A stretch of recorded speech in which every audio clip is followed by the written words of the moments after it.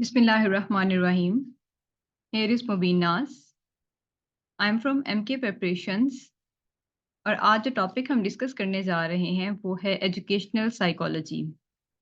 So basically ये topic भी pedagogy का ही एक टॉपिक है और एजुकेशनल साइकोलॉजी का जितना भी मटेरियल है वो डिफरेंट बुक्स से लिया गया है, specifically BEd, MEd and MA education की बुक से इसका मटेरियल लिया गया है। ओके एंड एजुकेशनल साइकोलॉजी में हम बहुत से सब टॉपिक्स डिस्कस करेंगे, थ्योरीज को डिस्कस करेंगे, educational psychology plus general psychology क्या होती है इन सब को डिस्कस करेंगे।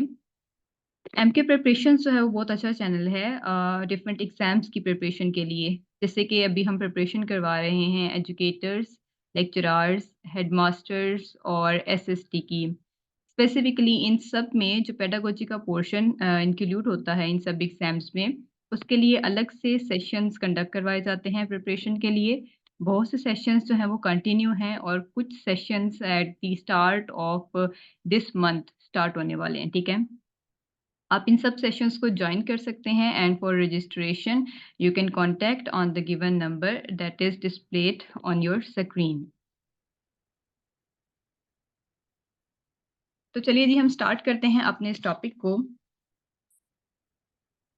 जो कंटेंट्स हम आज के टॉपिक में डिस्कस करेंगे it includes the educational psychology, growth versus development, emotional development, language memory and motivation, learning, schools of psychology, theories of Piaget, Erikson, Vygotsky, Bronfenbrenz, and Kohlberg, behavioral and cognitive theories of learning, and at the end we'll discuss some important questions. Okay जी, तो educational psychology को start करने से पहले हमें तो ये पता होना चाहिए कि साइकोलॉजी क्या है। सो साइकोलॉजी की पहले हम वर्ड डेरिवेशन को देखते हैं। साइकोलॉजी जो वर्ड है वो बेसिकली ग्रीक वर्ड से डिराइव किया गया है। साइकोलॉजी बेसिकली दो ग्रीक वर्ड्स पे मुश्तमिल है, ठीक है। उसमें फर्स्ट वर्ड है जी साइकी। साइकी का मतलब होता है soul, okay. And second word है लोगोस। लोगोस का मतलब होता है साइंस। तो ओवरऑल क्या हो गया हमारे पास, science of soul is known as psychology. Psychology जो है, अगर हम इसको आसान अल्फाज में कहें या उर्दू में इसको हम अगर बोलें तो साइकोलॉजी को नफ्सियात कहा जाता है, ठीक है। Psychology is basically the study of human mind and behaviour. इसमें हम किसी भी इंसान का जो माइंड है और उसका बिहेवियर, उस यानी उसकी जो ज़हनी कैफ़ियत है और उसका जो रवैया है, उसको डिस्कस करते हैं। क्योंकि हमारे जितने भी एक्शंस हैं, उन सब में हमारे ब्रेन का बहुत इम्पोर्टेंट रोल होता है, ठीक है? हमारे माइंड का, हमारी सोच-विचार का। तो ह्यूमन माइंड को उसके बिहेवियर से रिलेट करके स्टडी करना, that is known as psychology. अब हम एजुकेशनल साइकोलॉजी को डिस्कस करेंगे। तो एजुकेशनल साइकोलॉजी में बेसिकली ये वो ब्रांच है बायोलॉजी की जिसमें not biology but of education. तो ये वो ब्रांच है एजुकेशन की जिसमें हम डिस्कस करते हैं जी लर्निंग प्रोसेसेस को। किसी भी स्टूडेंट के लर्निंग प्रोसेसेस को, यानी ये बात बेसिकली स्टार्ट होती है कि एक स्टूडेंट जो है वो क्या लर्न करता है, ठीक है। उसकी उसकी मेंटल एबिलिटीज़ को स्टडी करना और लेवल ऑफ स्टूडेंट को देखना कि अपनी मेंटल एबिलिटीज़ के अकॉर्डिंग, इंटेलिजेंस के अकॉर्डिंग वो किस लेवल पे फॉल कर रहा है। एज़ वी ऑल नो कि हर स्टूडेंट जो है उसका उसका जो मेंटल एबिलिटीज़ हैं वो डिफरेंट होती हैं। हर स्टूडेंट का जो कैलिबर है वो डिफरेंट होता है। कुछ स्टूडेंट्स जो हैं उनको देखकर अच्छा समझ में आता है, ठीक है? और कुछ स्टूडेंट्स को सुनकर अच्छा समझ में आता है, ठीक है? और हर एक स्टूडेंट की interest with respect to the subject और फिर उनकी स्पेसिफिक नीड्स और उनका जो मूड है, it is all involved in the educational psychology. तो एजुकेशनल साइकोलॉजी में जनरल साइकोलॉजी तो है कि माइंड और बिहेवियर को स्टडी करना, और एजुकेशनल साइकोलॉजी है कि वही माइंड और बिहेवियर का जो रिफ्लेक्शन है, वो उनके लर्निंग प्रोसेसेस में देखना, ठीक है? कि वो किसी भी टॉपिक को या किसी भी चीज़ को किस तरीके से लर्न करते हैं, ठीक है? कितना जल्दी पॉइंट्स को पिक अप करते हैं और कितना जल्दी भूल जाते हैं और कितना जल्दी उसको इम्प्लीमेंट करते हैं on their daily life. Okay जी, there are 2 basic types of the psychology. एक है प्योर साइकोलॉजी। प्योर साइकोलॉजी में बेसिकली हम साइकोलॉजिकल थ्योरीज़ कैसे बनती हैं, कैसे फॉर्मुलेट होती हैं, इनको डिस्कस करते हैं and second one is applied psychology. Applied psychology में हमने जो थ्योरीज़ बनाई थी प्योर साइकोलॉजी में, उन्हीं थ्योरीज़ की एप्लीकेशन को डिस्कस कर रहे होते हैं ऑन डेली लाइफ। अब हमारे पास प्योर साइकोलॉजी की और अप्लाइड साइकोलॉजी की फर्दर सब ब्रांचेस हैं। तो प्योर साइकोलॉजी की ब्रांचेस उसमें फर्स्ट वन है जी जनरल साइकोलॉजी। जनरल साइकोलॉजी में हम सिर्फ डिस्कस करते हैं जो थ्योरीज हैं, थ्योरीज ऑफ साइकोलॉजी, उनके प्रिंसिपल्स को डिस्कस किया जाता है, ठीक है? जैसे फिजिक्स में होता है कि कुछ आपके पास कुछ टर्म्स होती हैं, उनके कुछ स्पेसिफिक प्रिंसिपल्स होते हैं। जैसे टॉर्क है, टॉर्क किस प्रिंसिपल पे वर्क करता है, तो इसी तरीके से थ्योरीज हैं, थ्योरीज के बेसिक प्रिंसिपल्स। जैसे कि हमारे पास एक थ्योरी हम स्टडी करेंगे जी, पियाजे थ्योरी। तो पियाजे थ्योरी ऑफ कॉग्निटिव डेवलपमेंट, ठीक है? तो पियाजे थ्योरी का जो पूरा एक एक समरी है वो ये कि कॉग्निटिव डेवलपमेंट को वो डील करती है, ठीक है? तो ये प्रिंसिपल्स हैं, इसमें थ्योरीज के प्रिंसिपल्स को डिस्कस किया जाता है and after that is abnormal psychology. Abnormal psychology में डिस्कस किया जाता है जी डिसऑर्डर्स को, ठीक है? यानी जो डिजीज़ेज़ हैं इंडिविजुअल्स को, फिर ठीक है, फिर उनका डिप्रेशन, देन उनकी एंग्ज़ायटी, इन सब चीज़ों को, यानी परेशानियाँ हैं या कोई भी उनको डिप्रेशन है, ज़हनी तनाव का शिकार हैं या कुछ डिसऑर्डर्स हैं बॉडी में, तो ये सब एब्नॉर्मल साइकोलॉजी में आते हैं। देन है सोशल साइकोलॉजी। तो सोशल साइकोलॉजी में आ जाता है कि एक इंडिविजुअल का अपने एनवायरनमेंट के साथ कैसा रिलेशनशिप है, एनवायरनमेंट में जो बाकी इंडिविजुअल्स या बाकी ऑर्गेनिज़म्स हैं, बाकी ह्यूमन बीइंग्स हैं, उनके साथ कैसा इंटरैक्शन है, ठीक है? अगर ग्रुप में उन्हें काम करना पड़े तो उसको वो लीड कैसे करेंगे, ठीक है? और ग्रुप के बाकी मेंबर्स के साथ कैसे इंटरैक्शन शो करेंगे। So it is all included in social psychology. After that is the experimental psychology. Experimental psychology में we apply some scientific methods for the study of human and behavior. ठीक है? कि humans और उनके behavior को study करने के लिए कुछ scientific methods को approach किया जाता है इस term में, ठीक है? बायोसाइकोलॉजी एंड साइकोबायोलॉजी या फिजियोलॉजिकल साइकोलॉजी, इसमें से कोई भी टर्म आप पिक कर सकते हैं इसके लिए। इसमें हम ये देखते हैं कि how brain influences the behaviour, इंसान का जो दिमाग है वो किस तरीके से उसके बिहेवियर के साथ रिलेट कर रहा है, ठीक है? देन डेवलपमेंटल साइकोलॉजी में डिस्कस किया जाता है ह्यूमन की डेवलपमेंट को, जो कि एक्चुअली स्टार्ट होती है फ्रॉम द ज़ाइगोट, ठीक है? एंड ज़ाइगोट और एम्ब्रियो लेवल से स्टार्ट होती है and throughout the life till death वो कंटिन्यू रहती है। Now there are some branches of applied psychology. तो अप्लाइड साइकोलॉजी में फर्स्ट वन है एजुकेशनल साइकोलॉजी। एजुकेशनल साइकोलॉजी को हम ऑलरेडी डिफाइन कर चुके हैं कि इसमें हम इंडिविजुअल्स के लर्निंग प्रोसेसेस को डिस्कस करते हैं, ठीक है? मेंटल लेवल को डिस्कस किया जाता है, इंटेलिजेंस लेवल को, ठीक है? और इंडिविजुअल डिफरेंसेस को इसमें स्टडी किया जाता है with respect to the student. Clinical psychology, अब क्लिनिकल साइकोलॉजी में हम डील करते हैं with the mental illness and abnormal behaviour of a patient. लेकिन ये क्लिनिकल और हॉस्पिटल, एक तो हमने पहले पढ़ी थी एबनॉर्मल साइकोलॉजी, वो तो जनरल था प्योर साइकोलॉजी में, कि एबनॉर्मल साइकोलॉजी में हम डिस्कस करते हैं डिसऑर्डर्स को, ठीक है? और क्लिनिकल साइकोलॉजी में हम एक पेशेंट की जो होती हैं उनकी जो मेंटल इलनेसेस हैं, यानी कोई किसी ज़हनी तनाव का शिकार हैं या कुछ हैबिट्स हैं जो डेली बेसिस पे वो रिपीट करते हैं, अगर वो रिपीट नहीं करेंगे they will feel come uncomfortable. तो इस तरह का जो बिहेवियर होता है कुछ इंडिविजुअल्स का, उनको डिस्कस करना, उनसे डील करना, that is known as clinical psychology, ठीक है? और क्लिनिकल साइकोलॉजी की बहुत सी एग्ज़ाम्पल्स हमें देखने को मिलती हैं। बहुत से जो लोग हैं हमारे अराउंडिंग्स में वो होते हैं जी सफाई कॉन्शियस, ठीक है? बहुत ज़्यादा आई मीन कि बार-बार किसी भी चीज़ को, ऑब्जेक्ट को हाथ लगाना एंड देन बार-बार उसको जाके वॉश करना, ठीक है? या फिर कोई हैबिट होती है उनकी इस तरह की कि जो वो बार-बार रिपीट करते हैं डेली बेसिस पे, यानी उसकी ज़रूरत नहीं होती है देन फिर भी वो उसको रिपीट करते हैं। तो इस तरह की जो रिपिटेशन वाली उनकी एक्टिविटीज़ हैं, उनको हम कहते हैं। उसके बाद है जी इंडस्ट्रियल साइकोलॉजी। तो इंडस्ट्रियल साइकोलॉजी में हम डिस्कस करते हैं principles and theories on human behaviour in an industrial environment, यानी कि इंडस्ट्री में काम करते हुए जो वर्कर्स हैं उनका बिहेवियर कैसा होगा with respect to their work, यानी वर्किंग नेचर के पॉइंट ऑफ व्यू से उनका बिहेवियर कैसा है और उनकी वर्किंग एबिलिटीज़ कैसी हैं, इनको डिस्कस करना। देन लीगल और फोरेंसिक साइकोलॉजी, तो इसमें डील किया जाता है with the law and court cases, ठीक है? यानी लॉयर जो हैं वो किस तरीके से एक केस को हैंडल करेंगे, फॉर एग्जांपल चाइल्ड अब्यूज़ है या कोई भी क्रिमिनल बिहेवियर है इंडिविजुअल्स का, तो उसके साथ कैसे डील करेंगे और कैसे जो है वो जान पाएँगे दैट कि फैक्ट क्या है, हकीकत क्या है, ठीक है? देन मिलिट्री साइकोलॉजी, तो मिलिट्री साइकोलॉजी में मिलिट्री ड्यूटीज़ आ जाती हैं, ठीक है? जो कि इटसेल्फ डिफरेंट टाइप्स की हैं। पॉलिटिकल साइकोलॉजी में पॉलिटिकल प्रिंसिपल्स आ जाते हैं, पॉलिटिक्स के पॉइंट ऑफ व्यू से कि आपको किस जगह पे जो है वो कौन-सा स्टेप लेना है। तो these are all branches of the applied psychology. Now scope of educational psychology basically हमें बताता है कि एजुकेशनल साइकोलॉजी की इम्पोर्टेंस क्या है, ठीक है? यानी इसमें हम एजुकेशनल साइकोलॉजी का बेसिकली ये एक लुब्बे-लुबाब है, एक समरी है कि इसमें स्टूडेंट के बिहेवियर को स्टडी किया जाता है, ठीक है? With respect to their studies के वो उनका इंटेलेक्चुअल लेवल क्या है। हर जो स्टूडेंट है उसमें इंडिविजुअलिटी पाई जाती है, इनफरादियत होती है। इंडिविजुअल डिफरेंसेस होते हैं। हर एक का जो कैलिबर है वो डिफरेंट होता है। हर स्टूडेंट जो है वो डिफरेंट तरीके से उसको एक टॉपिक की समझ आती है। तो जो चिल्ड्रन हैं उनकी स्पेशल नीड्स को समझना यानी किस मेथड को वो जल्दी अडॉप्ट करते हैं उन चीज़ों को समझना, ठीक है?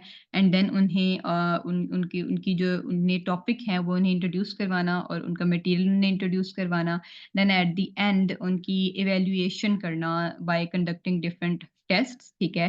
फिर उनके रिज़ल्ट्स की बेस पे, उनकी असेसमेंट की बेस पे उन्हें उन्हें अपनी लर्निंग कैसे इम्प्रूव करनी है, इसके बारे में गाइड करना, इंस्ट्रक्शंस देना, ठीक है? स्टूडेंट्स की टाइमली गाइडेंस और काउंसलिंग करते रहना और एज़ वेल एज़ उनकी पर्सनैलिटी डेवलपमेंट ये भी जो है वो एजुकेशनल साइकोलॉजी में इन्वॉल्व होती है सो दैट वो अपने सोशल जो उनकी एबिलिटीज़ हैं उनको अच्छे तरीके से परफॉर्म कर सकें, ठीक है? और सोशल रोल उनका बहुत अच्छा हो एक मुआशरे में। ओके जी, now growth versus development. So growth और डेवलपमेंट का अगर हम डिफरेंस देखें, तो डेवलपमेंट बेसिकली जो है it's a change in shape, form और स्ट्रक्चर। डेवलपमेंट अगर हम बात करते हैं एक इंडिविजुअल की डेवलपमेंट की, जो कि एक्चुअली स्टार्ट हो जाती है फ्रॉम द ज़ाइगोट, ठीक है? After the fertilisation of the egg with the sperm जो ज़ाइगोट बनता है, उस ज़ाइगोट की डिवीज़न होती है, फिर एक बॉल ऑफ सेल्स बनेगा, जिसे हम एम्ब्रियो कहते हैं। एंड देन एम्ब्रियो से फिर डिफरेंट स्ट्रक्चर्स, बॉडी के स्ट्रक्चर्स बनना स्टार्ट होते हैं, यानी एक्सटर्नल स्ट्रक्चर्स उसमें हैंड, फीट, ठीक है, लेग, आर्म, हेड और इंटरनल ऑर्गन्स बनना स्टार्ट हो जाते हैं, heart, liver, kidney, lungs and all that. तो इन सब का बनना एक्चुअली कहलाता है डेवलपमेंट और ग्रोथ कहते हैं just increase in size, height and weight. किसी भी इंडिविजुअल का वेट ज़्यादा होना with the passage of time, उसका साइज़ ज़्यादा होना with the passage of time या उसकी हाइट यानी कद का ज़्यादा होना, ठीक है? तो ग्रोथ जो है वो विज़िबल है, ग्रोथ हमें नज़र आ रही होती है, ठीक है? और जो डेवलपमेंट है वो इनविज़िबल होती है, डेवलपमेंट में क्योंकि स्ट्रक्चर्स बन रहे होते हैं और वो क्लीवेज माइटोसिस के प्रोसेस के ज़रिए बन रहे होते हैं, तो वो इनविज़िबल होते हैं। और देन ग्रोथ मेज़रेबल है, ठीक है? क्वांटिटेटिव है, इसको हम मेज़र कर सकते हैं जैसे हाइट है तो 5 फीट है या 6 फीट है, साइज़ कितना है, वेट कितना है, 40 केजी है, 50 केजी है, तो ये मेज़र किए जा सकते हैं। क्वांटिटेटिव हैं, लेकिन डेवलपमेंट जो है वो क्वालिटेटिव होती है और अनमेजरेबल है, इसको हम मेजर नहीं कर सकते। ग्रोथ जो है इट एंड्स विद मैच्योरिटी। आपका जैसे अक्सर जो है वो ये कहा जाता है कि हाइट इंक्रीज़ होती है आपके 14 टू 15 इयर्स तक, उसके बाद हाइट इंक्रीज़ होना बंद हो जाती है, ठीक है? स्टॉप हो जाती है। तो ये मैच्योरिटी तक, लेकिन डेवलपमेंट जो है वो ज़ाइगोट से स्टार्ट होगी और टिल डेथ कंटिन्यू रहेगी। Then principles of human development में आता है कि सबसे पहले डेवलपमेंट एक कंटिन्यूअस प्रोसेस है, यानी कंसेप्शन फर्टिलाइजेशन से लेकर एग की विद द स्पर्म फर्टिलाइजेशन से लेकर डेथ होने तक, ठीक है?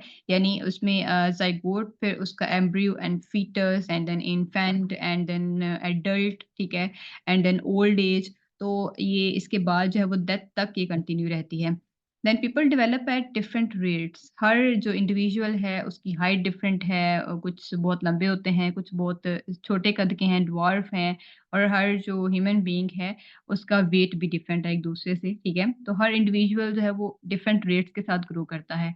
देन डेवलपमेंट ऑर्डर्ड सीक्वेंस होता है, जिसमें सबसे पहले अगर हम बात करते हैं आफ्टर बर्थ क्रॉलिंग स्टार्ट करते हैं, बच्चे रेंगना शुरू करते हैं, देन बैठना एंड देन उनकी वॉकिंग स्टार्ट होती है। तो डेवलपमेंट जो है वो ग्रेजुअल प्रोसेस होता है। इसमें जो जीन्स हैं यानी जो हेरिडिटरी इन्फॉर्मेशन है उसका भी बहुत इंपॉर्टेंट रोल है। स्टेजेस ऑफ फिजिकल डेवलपमेंट है हमारे पास। तो हमारे पास 6 स्टेजेस हैं फिजिकल डेवलपमेंट की। इसमें फर्स्ट वन है जी प्री नेटल बर्थ। ये जो इसमें इसमें जो एज का टाइम पीरियड है वो कंसेप्शन यानी ज़ाइगोट से चाइल्ड बनने तक का है, ठीक है? Prenatal birth. और इसमें embryo to full 9 month baby born यानी फीमेल के यूट्रस में एम्ब्रियो से लेकर 9 मंथ्स का गेस्टेशन पीरियड या प्रेगनेंसी पीरियड कंप्लीट करने के बाद जो कंप्लीट बेबी बनता है, वो पीरियड इसके अंदर इन्वॉल्व है। उसके बाद है जी इन्फेंसी। सेकंड स्टेज है ये, और ये बर्थ के बाद यानी जब उसकी बेबी की बर्थ होगी तो बर्थ के बाद 2 इयर्स तक यानी इन्फेंसी बर्थ से 2 इयर्स का पीरियड होता है, ठीक है? और इसमें जो इंडिविजुअल्स हैं या जो चाइल्ड है वो अपनी वेट, हाइट और इसमें इंक्रीज़ करता है मैक्सिमम। देन है चाइल्डहुड। ये थर्ड स्टेज है। 3 टू 12 इयर्स तक की एज है, ठीक है? उसको हम चाइल्डहुड कहते हैं। जो बच्चा 3 से 12 साल के दरमियान का होगा उसे उसका ये चाइल्डहुड है, यानी उसका बचपन का जो दौरानिया है, ठीक है? और इसमें रैपिडली उसका वेट भी इंक्रीज़ होता है और हाइट उसकी बहुत स्लोली इंक्रीज़ हो रही होती है। देन एडोलेसेंस जिसको जवानी कहा जाता है, तो ये 13 से 19 इयर्स के दरमियान का पीरियड है। उसमें सेक्सुअल मैच्योरिटी अटेन करते हैं इंडिविजुअल्स, ठीक है? And then adulthood. तो एडल्टहुड जो है ये आप एक एडल्ट यानी एक बालिग जो है उसका टाइम पीरियड होता है बालिग इंसान का, तो 20 से 60 इयर्स का है, ठीक है? और इसमें हाइट वेट में मैच्योरेशन आ रही होती है। हाइट तो ऑलमोस्ट स्टॉप हो जाती है इंक्रीज़ होना, और जो वेट है वो अब उसमें वेरिएशन आती रहती है with respect to the environmental conditions, and it is also dependent upon the diet as well. Then old age है। तो 60 ईयर्स से ऑनवर्ड जो डेथ तक का पीरियड है वो ओल्ड एज है, और इसमें इंडिविजुअल्स जो हैं वो फिज़िकली वीक हो जाते हैं और इनका एनर्जी लेवल लो हो जाता है। Then is the language. तो लैंग्वेज हमारे पास जो है ये एक ऐसा सिस्टम है जिसमें हम कुछ अल्फ़ाज़ का इस्तेमाल करते हैं, वर्ड्स यूज़ करते हैं कम्युनिकेशन के लिए, ठीक है? किसी तक भी कोई इन्फॉर्मेशन पहुँचानी हो तो उसके लिए वर्ड्स यूज़ किए जाते हैं। और as well as pastors to say what we mean and understanding what others say. इसका मतलब ये है कि पास्टर ने कहा है कि हम वर्ड्स को यानी लैंग्वेज को यूज़ करते हैं ये देखने के लिए कि कोई हमसे क्या कह रहा है और हमें किसी से क्या कहना है, यानी समझने के लिए चीज़ों को, ठीक है? फेजेज़ हैं लैंग्वेज डेवलपमेंट की, तो 7 फेजेज़ हैं। फर्स्ट है जी क्राइंग फेज़। ओके, तो क्राइंग फेज़ में जिसमें बेबी क्राई करता है, रोता है, और ये बर्थ से 1 मंथ तक का पीरियड है, और क्राइंग के जो है वो डिफरेंट रीज़न्स हो सकते हैं। अब इसमें जो है वो अगर बेबी जो है वो पेन फ़ील कर रहा है, ठीक है? और पेरेंट्स की अटेंशन गेन करना चाहता है, या वो टायर्ड है, थका हुआ है, हंग्री है, या वेट है यानी गीला है, तो इससे उसे इरिटेशन होगी। तो इन सब रीज़न्स की वज़ह से जो है वो चिल्ड्रन क्राई करते हैं। देन कूइंग, कूइंग का जो पीरियड है वो 1 से 6 मंथ्स तक का है, ठीक है? और इसमें जो चिल्ड्रन है वो कुछ सिमिलर कुछ जो है वो कुछ स्पेसिफिक वर्ड्स बोलना यानी कुछ स्पेसिफिक किस्म की आवाज़ें निकालना शुरू हो जाते हैं, जैसे कि आ और सी। And then is the third phase babbling. Babbling 6 से 9 मंथ्स का पीरियड होता है। ठीक ठीक है? और इसमें भी कुछ मीनिंगलेस वर्ड्स जो चिल्ड्रन है वो बोलना शुरू करते हैं, जैसे कि ली, बाबा, मामा, okay? And then fourth phase है, इसमें वन वर्ड प्रोडक्शन होती है इनकी। ये 9 से 12 मंथ का पीरियड जो है यानी 1 साल होने तक जो चिल्ड्रन हैं या जो बेबीज़ हैं वो कुछ स्पेसिफिक वर्ड्स को बोलना सीख जाते हैं। कंप्लीट वर्ड्स होते हैं वो, जैसे कि मामा और डॉगी, ठीक है? देन 2 वर्ड प्रोडक्शन, और ये 1 से 2 साल के दरमियान इसका टाइम पीरियड होता है, और उसमें 2-2 वर्ड्स इकट्ठे बोलना स्टार्ट हो जाते हैं। No dog, where mama, okay. And then 3 to 4 word production जो है ये 2 से 3 इयर्स का टाइम पीरियड है जिसमें वो 2 से 3 वर्ड प्रोडक्शन स्टार्ट करते हैं और बोलना शुरू कर देते हैं। जैसे वेयर इज़ मामा? तो ये ग्रेजुअल है, with the passage of time gradual उनकी जो लैंग्वेज है वो इम्प्रूव हो रही है। देन 7th फेज़ में 4 टू 5 वर्ड सेंटेंस वो बोलना स्टार्ट होते हैं और ये 3 टू 4 इयर्स इसमें बच्चा जो है वो मुकम्मल तौर पे बोलना सीख जाता है। तो where are you going? Okay, तो ये एक एग्ज़ाम्पल है कंप्लीट सेंटेंस की। Now errors in language development, तो एरर्स में एक होती है ओवर एक्सटेंशन एरर जिसमें जो चिल्ड्रन है वो कुछ वर्ड्स को एक्सटेंड करके बोलना स्टार्ट करते हैं जस्ट बिकॉज कि वो एक्चुअल वर्ड्स को उस तरीके से प्रोनाउंस या बोल नहीं सकते। जैसे डॉग को वो डॉग की बजाय डॉगी बोलना स्टार्ट कर देंगे। देन अंडर एक्सटेंशन एरर, तो अंडर एक्सटेंशन एरर में जो है वो चीज़ों को रिलेट करते हैं। एक्चुअल वर्ड वो नहीं बोल पाते, उसकी रिप्लेसमेंट में कुछ और बोल रहे हैं, ठीक है? देन ओवर रेगुलराइजेशन में जो है वो इर्रेगुलर चेंजिंग्स जो है वो by the children to the words ये अडॉप्ट करते हैं। फॉर एग्जांपल केम की जगह वो कांट, ठीक है? टीथ की जगह तुथ बोलना स्टार्ट कर देंगे। ओके जी। Now there is emotional development. Emotional development जो है it is actually the ability of the child to regulate and control the emotions, यानी अपने जज्बात को इमोशन कहते हैं जज्बात, ठीक है? तो एक जो बच्चा है वो अपने जज्बात को कैसे कंट्रोल कर सकता है, वो जज्बात जो रिलेटेड हैं उसकी फैमिली से, फ्रेंड्स से, रिलेटिव से, ठीक है? या जिस एनवायरनमेंट में वो काम कर रहा है एक इंडिविजुअल उनसे। तो इमोशनल डेवलपमेंट में अपने इमोशंस को with respect to specific situations, ठीक है? कैसे कंट्रोल करना है और कैसे एक्सप्रेस करना है, ये सब सीखना है। तो parents must train the children. इसमें जो इमोशनल डेवलपमेंट की जब स्टेज आना स्टार्ट हो जाती है चिल्ड्रन में, तो पेरेंट्स की अपने बच्चों की जो है ना पेरेंट्स को अपने बच्चों की ज़रूर गाइडेंस और काउंसलिंग करनी चाहिए और उन्हें कुछ स्पेसिफिक इवेंट्स बता के उनसे उन इवेंट्स में और उन टाइम पीरियड्स में, उन सिचुएशंस में कैसा बिहेवियर होना चाहिए एक बच्चे का, उसके बारे में उन्हें गाइड करना चाहिए, ठीक है? यानी फॉर एग्ज़ाम्पल अक्सर बच्चों को सिखाया जाता है कि जब कोई बड़ा पास से गुज़रे तो आप उसको सलाम करें। तो इस तरह का बिहेवियर है, ठीक है? और अगर आप रोड क्रॉस कर रहे हैं तो लेफ्ट राइट देख कर फिर आप उसको रोड क्रॉस करें, ठीक है? इस तरह की छोटी-छोटी इंस्ट्रक्शंस, ये डिफरेंट सिचुएशंस जो बच्चे डेली बेसिस पे फ़ील करते हैं या ऑब्ज़र्व करते हैं, तो उससे रिलेटेड गाइडेंस प्रोवाइड करना। एरियाज़ ऑफ इमोशंस हैं हमारे पास। ब्रेन हमारे इमोशंस का मोस्ट इम्पोर्टेंट पार्ट है। इसमें एमिग्डाला ब्रेन का पार्ट है जो कि इमोशंस के साथ डीलिंग करता है, इमोशंस को कंट्रोल करता है। और ये ऑटोनॉमिक नर्वस सिस्टम का पार्ट है जो फर्दर 2 टाइप्स में डिवाइडेड है। सिम्पैथेटिक जो इमरजेंसी की सिचुएशन में एक्टिवेट होगा, यानी जब किसी को फाइटिंग करनी हो और जब किसी को फ्लाई करना हो, ठीक है? तो फाइटिंग की अगर हम बात करें तो उसमें हमारी ब्लड सर्कुलेशन जो है वो बहुत ज़्यादा फ़ास्ट हो जाती है। स्पेसिफिक एरियाज़ में डाइजेशन स्टॉप हो जाती है, आँखें जो हैं वो हमारी उभरना शुरू हो जाती हैं। तो ये सब चीज़ें जो हैं वो सिम्पैथेटिक नर्वस सिस्टम से रिलेटेड है क्योंकि उस वक़्त स्टिमुलस ब्रेन से आ रहा है। देन पैरासिम्पैथेटिक नर्वस सिस्टम जो है ये रिलैक्स स्टेट होती है। इसमें जो इंडिविजुअल्स हैं वो काम डाउन हैं और उनकी डाइजेशन भी अच्छे से हो रही है और उनकी ब्लड सर्कुलेशन भी नॉर्मल है। इंडिविजुअल डिफरेंसेस की अगर हम बात करें तो इंडिविजुअल डिफरेंसेस जो हैं वो कहाँ-कहाँ पे लाइ करते हैं। यानी कौन-सी ऐसी सब फील्ड्स हैं या ऐसी जगह हैं जहाँ पे इंडिविजुअल डिफरेंसेस एग्ज़िस्ट करते हैं। तो सबसे पहला है physical difference. Physical difference as we know कि हर जो इंडिविजुअल है उसकी हाइट, वेट, साइज़ सब डिफरेंट है, ठीक है? हाइट किसी की 5 है, किसी की 5.2 फीट है, ठीक है? और वेट किसी का 40 केजी है, किसी का 50 केजी है। जेंडर कोई मेल है, कोई फीमेल है, ठीक है? एंड ये फिज़िकल डिफरेंसेस हैं जो हर एक के अपने हैं, यानी हर एक की इसके पॉइंट ऑफ व्यू से इंडिविजुअलिटी है। मेंटल डिफरेंसेस को देखें तो हर एक की मेंटल कैपेबिलिटीज़ भी डिफरेंट हैं। कोई बहुत इंटेलिजेंट है, चीज़ों को बहुत जल्दी पिक करना, उन्हें बहुत जल्दी लर्न करना और उन्हें जो है वो अप्लाई करना। कुछ जो हैं वो पिक भी बहुत लेट करते हैं और कुछ का मेंटल लेवल ऐसा होता है कि वो पिक ही नहीं कर पाते, चीज़ों को सीख नहीं पाते, ठीक है? एटीट्यूड डिफरेंस के अगर आपको कोई स्पेसिफिक सिचुएशन दी जाए, ठीक है? तो उसको पॉज़िटिव लेना या उसको नेगेटिव लेना एज़ वेल एज़ जो है वो कुछ बहुत अग्रेसिव, कुछ बहुत काम डाउन पर्सनैलिटी के होते हैं, काम पर्सनैलिटी के, पुरसुकून पर्सनैलिटी के इंडिविजुअल्स होते हैं, ठीक है? किसी भी सिचुएशन को बहुत पुरसुकून अंदाज़ में वो हैंडल करते हैं और कुछ बहुत अग्रेसिव, गुस्से के तेज़ हैं, ठीक है?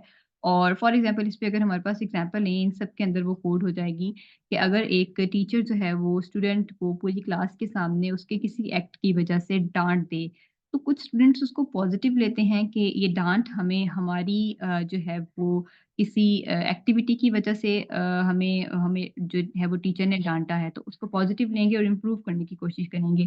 कुछ उसको नेगेटिव लेंगे, कुछ अग्रेसिव होंगे, गुस्से में आ जाएँगे, ठीक है? तो ये एटीट्यूड डिफरेंस होता है हर एक का।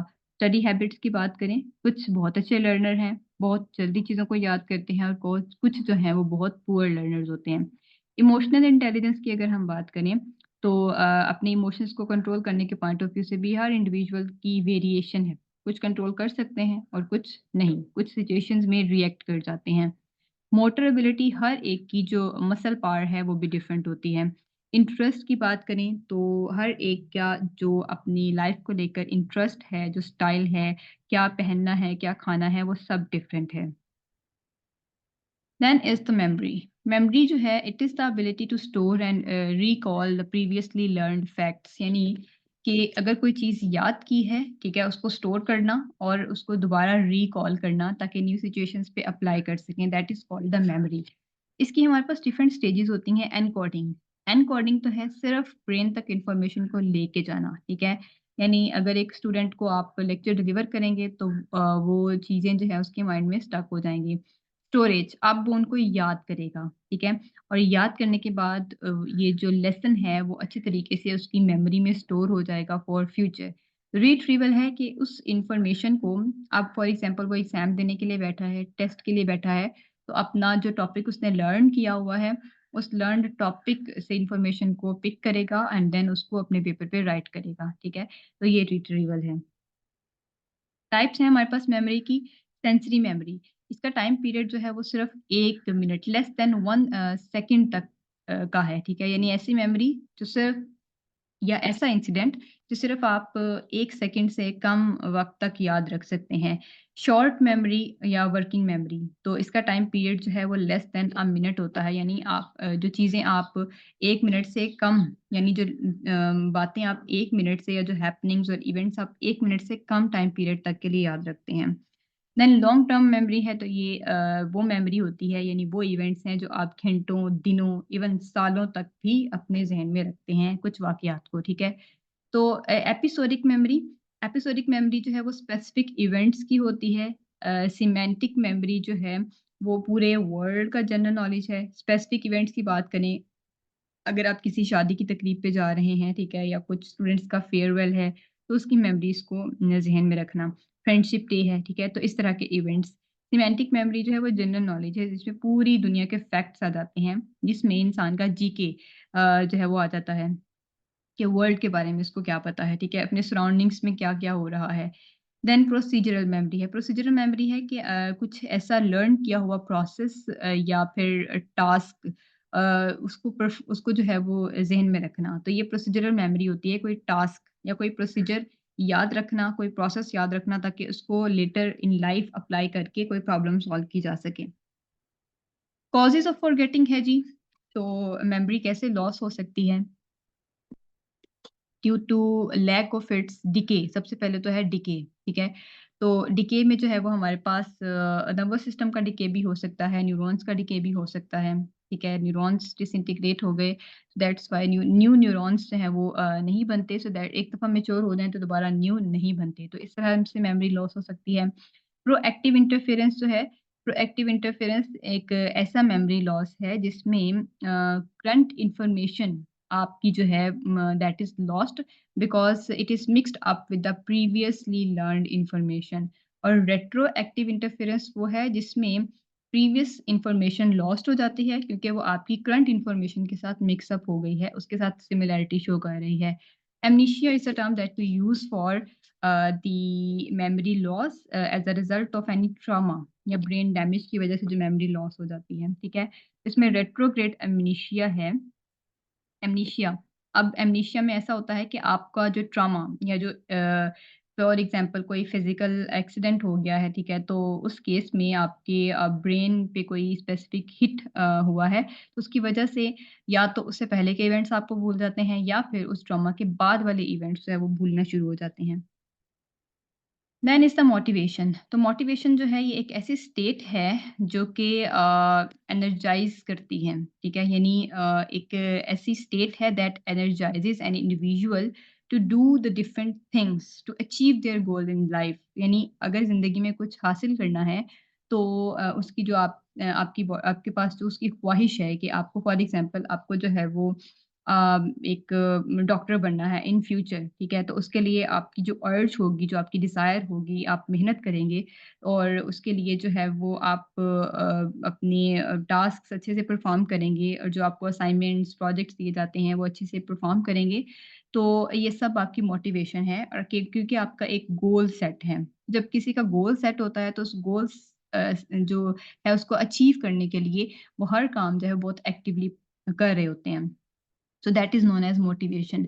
मोटिवेशन की 2 टाइप्स हैं इंट्रिंसिक ये सिर्फ़ अपनी ज़ाती खुशी के लिए कुछ करना जैसे कि लव ओके या लर्निंग एंड एक्सट्रिंसिक मोटिवेशन है कि बाहर से आप कोई रिवॉर्ड लेना चाहते हैं, ठीक है? तो इसलिए आप कोई टास्क परफ़ॉर्म कर रहे हैं Then is the motive. तो motive is something as need or desire that causes a person to act. तो मोटिव जो है ये बेसिकली वो चीज़ है, ये वो ख्वाहिश है आपकी जिसकी वज़ह से आप एक्टिव हैं और आप कोई ना कोई काम उसमें इन्वॉल्व हैं, ठीक है? अब इसमें प्राइमरी मोटिव्स जो हैं ये बायोलॉजिकल नीड्स की बेस पे होते हैं, ठीक है? यानी हमने अगर खाना खाना है या प्यास लगी है तो पानी पीना है या फिर स्लीप यानी सोने की कंडीशन है, ठीक है? तो इस इन सब और पेन, ठीक है? पेन अवॉइड करना, तो पेन को अवॉइड करने के लिए आप क्या-क्या आपकी जो है वो एबिलिटीज़ होंगी, तो इन सब के लिए यानी अगर खाना खाना है, तो ये आपका एक प्राइमरी मोटिव है, ये आपकी एक डिज़ायर है, तो उसके लिए अब आप क्या करेंगे, या खाना ऑर्डर करेंगे या खाना खुद से बना के खाएँगे, ठीक है? क्योंकि भूख लगी है और आपको कुछ खाना है, तो आप कुछ भी करेंगे, ऑर्डर करें या खुद बना के खाएँ, लेकिन आप खाएँगे क्योंकि एट दैट टाइम आपको अपनी भूख खत्म करना जो है वो उस टाइम के लिए मोस्ट इम्पोर्टेंट बात है, ठीक है? देन सेकेंडरी मोटिव्स जो हैं ये लर्न्ड नीड्स की बेस पे होते हैं। यानी इसमें आपका इंटरेस्ट आ जाता है और आपका एटीट्यूड यानी फॉर एग्ज़ाम्पल अगर कोई इंसान जो है, अब ये बेसिक नीड्स से हट के हैं, खाना-पीना, सोना इन सब से हट के हैं। आप ज़िंदगी में क्या करना चाहते हैं? आपको ज़िंदगी में बहुत सारे पैसे चाहिए, वेल्थ, दौलत चाहिए, ठीक है? सक्सेस, कामयाबी चाहिए। तो उसके लिए जब आप कुछ करना स्टार्ट होंगे तो ये आपका सेकेंडरी मोटिव है। देन रीइन्फोर्समेंट जो है ये कॉन्सिक्वेंस है, रिज़ल्ट है, ठीक है? और ये रिज़ल्ट है आपकी उसकी जो है वो हार्ड वर्क का। तो पॉज़िटिव रीइन्फोर्समेंट भी हो सकती है और नेगेटिव रीइन्फोर्समेंट भी। पॉज़िटिव रीइन्फोर्समेंट है is a reward for doing something well. अगर आपने कुछ बहुत अच्छा किया है, ठीक है? तो ये आपके लिए उसका रिवॉर्ड होगा। और जैसे कि एक केजी का जो टीचर है वो स्टूडेंट्स को अच्छे स्पेलिंग्स बोलने पे कुछ रिवॉर्ड देगा, ठीक है? स्टार बना देते हैं अक्सर टीचर स्टूडेंट्स के फेस पे और ये सब चीज़ें जो है वो उनके लिए रिवॉर्ड हैं। देन नेगेटिव रीइंफोर्समेंट जो है ये वो सज़ा है जो आपने कोई स्पेसिफिक टास्क परफॉर्म ना करने की बेस पे आपको मिली है, okay? Then negative reinforcement versus punishment तो अगर हम पनिशमेंट की बात करें तो पनिशमेंट जो है ये एक सज़ा होती है अगर आपको कोई टास्क दिया जाए और आप वो परफॉर्म ना करें जैसे स्टूडेंट्स को होमवर्क दिया जाता है कंप्लीट करने के लिए और अगर वो नहीं करते देन फिर उन्हें जो है वो पेनल्टी फेस करनी पड़ती है रीइंफोर्समेंट जो है ये वो पेनल्टी वो सज़ा है जो कुछ गलत करने पे मिलती है जैसे अगर स्टूडेंट ने मिसबिहेव किया है क्लास में ठीक है तो फिर टीचर उसको जो है वो पनिश करेगा। तो that is known as reinforcement okay. Then है जी हमारे पास लर्निंग। तो लर्निंग जो है it is a permanent change in behaviour due to experience. किसी भी इंडिविजुअल के बिहेवियर में चेंज आना और वो चेंज किन बेसिस पे आया है क्योंकि उसने अपने पास्ट एक्सपीरियंसेस से कुछ ना कुछ सीखा है, ठीक है? तो that is known as learning. तो लर्निंग जो है पास्ट एक्सपीरियंसेस के बेस पे कुछ सीखना, ठीक है? या एक्सपीरियंसेस के बेस पे किसी इंसान का बिहेवियर चेंज हो जाना। फॉर एग्ज़ाम्पल अगर क्लास में एक स्टूडेंट जो है वो अच्छा परफ़ॉर्म नहीं कर रहा, एक टेस्ट में उसके मार्क्स अच्छे नहीं हैं, देन एक टीचर जो है वो स्टूडेंट को पनिश करेगा। अब जो स्टूडेंट है वो नेक्स्ट टाइम के लिए अपना जो सेकंड टेस्ट है वो बहुत अच्छे से परफॉर्म करेगा क्योंकि उसने पास्ट एक्सपीरियंस जो है वो देख लिया कि अगर लेसन नहीं लर्न करें और टेस्ट अच्छा परफॉर्म नहीं करें तो उसकी बेसिस पे पनिशमेंट जो है वो मिलती है। तो दैट्स व्हाई ये उसकी लर्निंग है। अब लर्निंग जो स्टाइल्स हैं वो डिफरेंट होते हैं। कुछ विजुअल लर्निंग भी होती है यानी कुछ इमेजेस को देखकर, पिक्चर्स को देखकर, सिंबल्स को देखकर स्टूडेंट्स लर्न करते हैं चीज़ों को। ऑडिटरी लर्निंग के वो टीचर का लेक्चर सुनकर, ठीक है? यानी साउंड के थ्रू उसको लर्न करते हैं। वर्बल यानी कुछ स्पीच में वर्ड ऐसे बोले जाते हैं या फिर राइटिंग की बेसिस पे वो लर्न करते हैं चीज़ों को। फिज़िकल जिसमें बॉडी या फिर हैंड टेक्सचर्स आ जाते हैं, गेस्चर्स आ जाते हैं, ठीक है? तो इन सब की बेसिस पे वो लर्न करते हैं।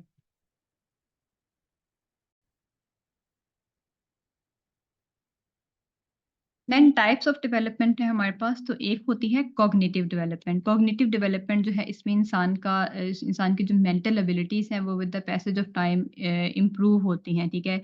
यानी अगर छोटा बेबी है तो उसके लिए चीज़ों को लर्न करना मुश्किल होगा with the passage of complex चीज़ों को, ठीक है? With the passage of time उसका जो ब्रेन है वो डेवलप होगा एंड देन वो चीज़ों को पिक करना और लर्न करना सीख जाएगा। सोशल डेवलपमेंट है कि with the passage of time उसका जो एक इंडिविजुअल का एटीट्यूड है with respect to the social interactions वो इम्प्रूव होता जाएगा। ये इंसान की पर्सनैलिटी डेवलपमेंट है।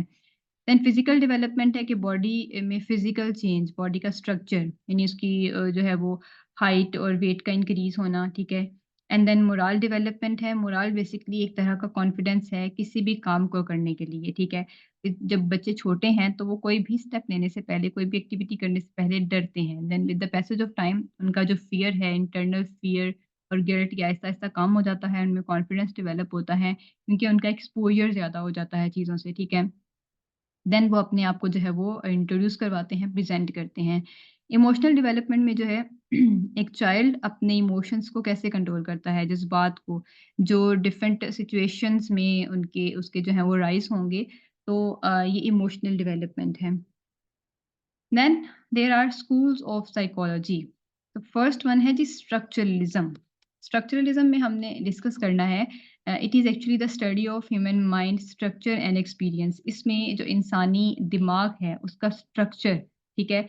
एंड देन उस स्ट्रक्चर के बेस पे उसकी लर्निंग और उसके एक्सपीरियंसेस को डिस्कस किया जाता है। यानी इंसान का माइंड स्ट्रक्चर और उसको रिलेट किया जाता है कि उसके माइंड स्ट्रक्चर की बेस पे उसकी लर्निंग एबिलिटीज़ कैसी हैं, ठीक है? उसकी फीलिंग्स कैसी हैं, उसकी सेंसेशंस कैसी हैं, ठीक है?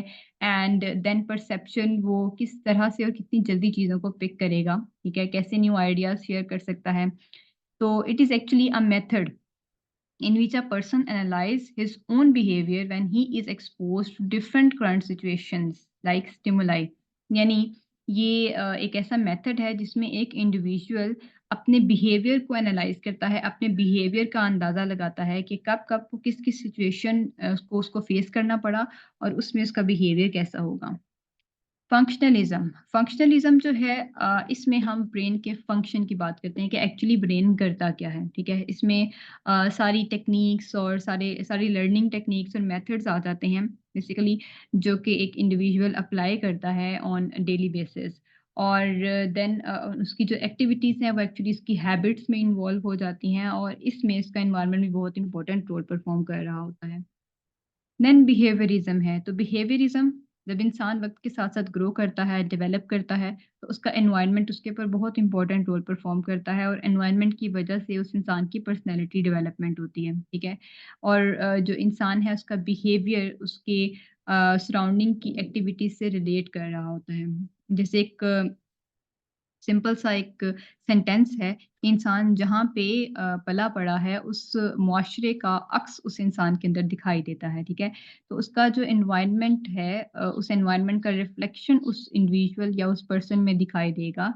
तो एनवायरनमेंट जीन्स के अंदर बेसिकली हमारे कैरेक्टर्स होते हैं और लेकिन जीन्स के जो कैरेक्टर्स हैं, उनकी एक्सप्रेशन में एनवायरनमेंट का भी बहुत इम्पोर्टेंट रोल होता है एंड देन उसकी बेस पे फिर एक इंडिविजुअल का बिहेवियर डिफाइन हो रहा होता है कि एनवायरनमेंट में कैसी सिचुएशंस उसको फेस करनी पड़ी, जिसकी वजह से उसका बिहेवियर जो है वो कैसा-कैसा है, ओके?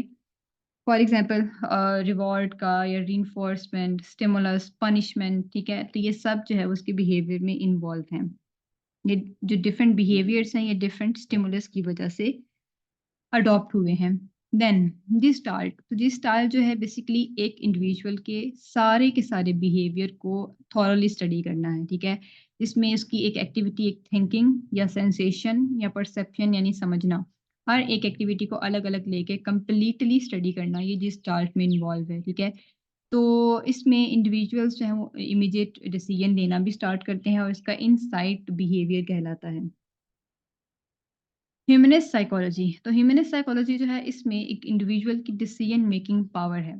हर इंसान का जो है वो एक उसके पास अपनी फ्री चॉइस होती है, हर इंसान के अपने इंटरेस्ट्स होते हैं, हर एक की अपनी चॉइस होती है किसी भी चीज़ को लेकर, ठीक है? और डिसीजन मेकिंग पावर भी हर एक की डिफरेंट होती है। तो अपनी डिसीजन मेकिंग पावर से जो है वो एक इंसान अपने चेंजिंग एनवायरनमेंट में अच्छे तरीके से अडैप्ट हो सकता है। ये भी इंसान की यूनिक प्रॉपर्टी होती है जो उसके होल पर्सनैलिटी को शो कर रही होती है, ठीक है? So every man is unique and whole personality of a man should be studied. Psychoanalysis, तो ह्यूमनिस्ट साइकोलॉजी में हम पूरे एक इंडिविजुअल की जो यूनिक कैरेक्टरिस्टिक्स हैं, उसकी डिसीजन मेकिंग पावर या उसकी फ्री विल, उसकी जो अपनी मर्ज़ी है किसी भी काम को लेकर, इन सब चीज़ों को डिस्कस करते हैं। साइको एनालिसिस, तो साइको एनालिसिस जो है ये पूरी एक फ़ील्ड है। अगर एक इंडिविजुअल जो है वो अनकॉन्शियस है, ठीक है? उसका बिहेवियर अनकॉन्शियस है, वो एबनॉर्मल है, ठीक है? तो वो अच्छे तरीके से अपने सोशल टास्क्स परफ़ॉर्म नहीं कर सकता। तो इसको हम ट्रीटमेंट, इसको डिस्कस करना भी और इसका ट्रीटमेंट करना भी ये साइको एनालिसिस में आता है। सो इंट्रोस्पेक्शन मेथड एक ऐसा मेथड है जिसमें एक पेशेंट जो कि अनकॉन्शियस पेशेंट है, उसकी फीलिंग्स को डिस्क्राइब किया जाता है। वो फीलिंग्स कैसी हैं कि उसका प्रीवियस नॉलेज क्या है, उसके पास्ट एक्सपीरियंसेस कैसे हैं, ठीक है? और उसने प्रॉब्लम्स को कैसे-कैसे सॉल्व किया। एंड इसको इसको ट्रीट करने के लिए एक जो पेशेंट है, उसको काउच के ऊपर लेटने का कहा जाता है एंड देन जो एनालिस्ट है वो उसके सामने बैठेगा, उससे क्वेश्चन करेगा कि आप अपने ड्रीम्स के बारे में, अपनी इमेजिनेशंस के बारे में बताएँ।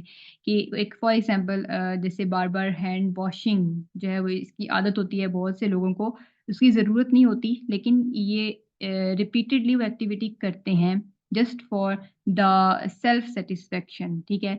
कि उन्हें इस चीज़ की सैटिस्फैक्शन नहीं हो रही होती कि उनके हाथ जो हैं वो साफ़ हैं। तो बार-बार हैंड वॉश करना ये उनकी एक आदत बन जाती है, ठीक है? और अगर वो ऐसा नहीं करेंगे तो अनकम्फ़र्टेबल फ़ील करते हैं। तो ये उनकी साइकी से रिलेटेड होती हैं चीज़ें। तो इस तरह की जो चीज़ें हैं उनको ट्रीट करने के लिए इस तरह की जो साइकी से रिलेटेड डिसऑर्डर्स हैं, उनको ट्रीट करने के लिए जो एनालिस्ट है देन उनसे ड्रीम्स के बारे में, उनकी जो इमेजिनेशंस हैं, उनके बारे में और बचपन की मेमोरीज़ के बारे में, इन सब चीज़ों के बारे में क्वेश्चन करता है और देन उसको ट्रीट करने के लिए फिर प्रोसीजर स्टार्ट होते हैं, जो कि 2 टू 5 सेशंस पर वीक में रिक्वायर्ड है। देन अब हम थ्योरीज़ को डिस्कस करेंगे। तो फर्स्ट थ्योरी है जी हमारे पास पियाजे थ्योरी ऑफ कॉग्निटिव डेवलपमेंट। तो ये जीन पियाजे है जो कि साइकोलॉजिस्ट हैं। It was born in 1894 in Switzerland and died in 1980। तो उसने ह्यूमन कॉग्निटिव डेवलपमेंट को लेकर ये थ्योरी प्रपोज़ की थी। इसने हमें एक टर्म इंट्रोड्यूस करवाई that is known as schema. Schema basically basic building block है थिंकिंग का, ठीक है? जिसमें हम सारे स्कीमास को कंबाइन करते हैं, ठीक है? सारे बिल्डिंग ब्लॉक्स को और यूनिट्स को कंबाइन करते हैं ताकि हमें एक फाइनल उसका जो है वो रिज़ल्ट मिले। For example sucking with straw. तो सकिंग विद स्ट्रॉ को से हम उसका जो ये स्कीमा है इससे हम बना सकते हैं जी ड्रिंकिंग कि सकिंग विद स्ट्रॉ तो ये ड्रिंकिंग हो गया, ठीक है? रोज़ पेटल पैटर्न तो इससे हम गार्डनिंग की टर्म इंट्रोड्यूस करवा सकते हैं। तो ये स्कीमा है basic building block of the thinking. Then adaptation है। अडैप्टेशन ये है कि एनवायरनमेंट में डिफरेंट सिचुएशंस को फेस करके अपने आप को उन सिचुएशंस के अकॉर्डिंग एडजस्ट करना और अपने अपना बिहेवियर उन सिचुएशंस के अकॉर्डिंग चेंज करना, इसको कहते हैं अडैप्टेशन। अब इसमें फर्स्ट आ जाती है assimilation and then is accommodation. Assimilation ये है कि अपनी पहली इन्फॉर्मेशन को यूज़ करना ताकि न्यू एनवायरनमेंट या न्यू जो सिचुएशन है उस पे अप्लाई किया जा सके। For example a child call a cat as dog because of similar pattern, यानी पहले एक बच्चे ने जो है वो कैट को देखा, तो कैट की बॉडी के ऊपर ब्लैक डॉट्स हैं। अब वो वैसा ही एक डॉग देखेगा लेकिन वो उस डॉग को कैट समझना शुरू कर देगा जस्ट बिकॉज़ कि उसका पैटर्न सिमिलर है, ठीक है? अकोमोडेशन जो है प्रीवियस इन्फॉर्मेशन को अल्टर करना ताकि न्यू कॉन्सेप्ट्स को समझ सकें। तो इसमें जो स्टूडेंट है, एक चाइल्ड जो है वो क्या करेगा जी कि डॉग और कैट इन दोनों को डिफरेंशिएट करने के लिए अलग-अलग पैटर्न्स इनको याद रखेगा। कैट है तो डॉटेड बॉडी है और डॉग है तो उसका माउथ उसकी जो फेस है उसके स्टाइल से इसको याद रखेगा, ठीक है? एक्विलिब्रियम और डिसइक्विलिब्रियम तो एक्विलिब्रियम वो सिचुएशन है जिसमें प्रीवियस इन्फॉर्मेशन बिल्कुल न्यू एनवायरनमेंट के अकॉर्डिंग फिट हो जाती है। तो अगर एक प्रीवियस इन्फॉर्मेशन न्यू एनवायरनमेंट के अकॉर्डिंग बिल्कुल एडजस्ट कर जाए तो इक्विलिब्रियम है, ठीक है? यानी प्रीवियस इन्फॉर्मेशन न्यू इन्फॉर्मेशन को समझने के लिए फ्रूटफुल प्रूफ हो। लेकिन डिसइक्विलिब्रियम जब प्रीवियस इन्फॉर्मेशन न्यू इन्फॉर्मेशन को समझने के लिए फ्रूटफुल प्रूफ नहीं होती, ठीक है? Then there are 4 stages of cognitive development by पियाजे। तो ये पियाजे ने हमें 4 स्टेजेस जो हैं वो इंट्रोड्यूस करवाई ह्यूमन बीइंग की कॉग्निटिव डेवलपमेंट के लिए। तो फर्स्ट स्टेज है जी sensory motor stage, second one is pre operational stage, third one is concrete operational stage and fourth one is formal operational stage. तो सबसे पहले है सेंसरी मोटर स्टेज। ये 0 से 2 इयर्स के जो चिल्ड्रन हैं वो इस स्टेज में लाई करते हैं, ठीक है? तो इसमें इंसान की सेंसेस और मोटर मूवमेंट दोनों आ जाती हैं। यानी इसमें जो बच्चा है वो सीखता है कि वो देखना, सुनना, टच करना, टेस्ट करना, इन सब चीज़ों को सीखता है, ठीक है? तो रिफ्लेक्सेस जो हैं, इसमें हमारे पास उसकी ये मूवमेंट्स हैं, जैसे कि स्वैलोइंग निगलना, ठीक है? खाना और सकिंग चूसना किसी चीज़ को, वॉकिंग, स्टेपिंग, ठीक है?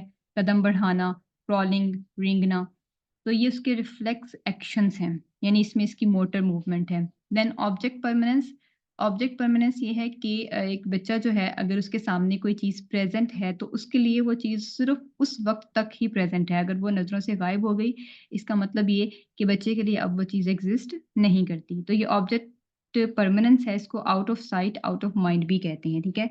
तो सेंसरी मोटर स्टेज में एक बच्चे की सेंसेस डेवलप होती हैं और मोटर एबिलिटीज़ डेवलप होती हैं। यानी देखना, सुनना, फिर टच करना, टेस्ट करना, ठीक है? चलना या फिर रेंगना, निगलना चीज़ों को, सक करना, ठीक है? देन हमारे पास है प्री ऑपरेशनल स्टेज जो कि 2 से 7 साल के बच्चों तक की स्टेज होती है। इसमें सिम्योटिक यानी सिंबॉलिक फंक्शनिंग है। सिंबल को देख के